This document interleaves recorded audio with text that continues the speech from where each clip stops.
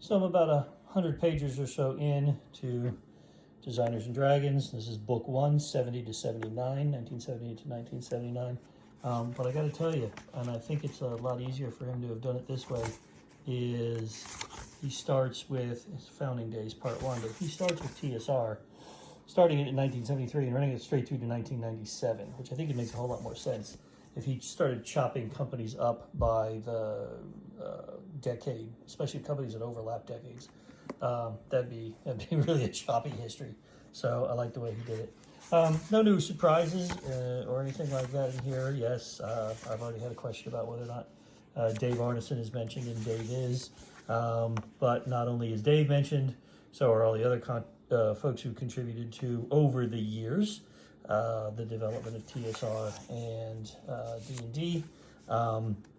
He also talks about TSR as a company. So this is first chapter here is not just first chapter here or first part here is not just on Dungeons and Dragons. It's on everything that TSR produced. So it's a very thorough explanation of the company. Really, is what he's talking about, as well as development of games and how D&D starts and supplements and things that come out. I'm going to talk about this here because apparently it wasn't until, where is it? Here it is, 1976 that alignments were first introduced.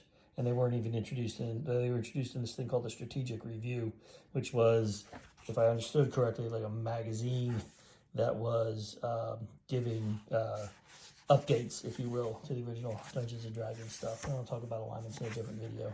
But overall, I've got to give this a thumbs up. It's a really, really thorough, and like I said, not just talking about Dungeons and Dragons, but talking about other games and the decades some of these other games were produced in.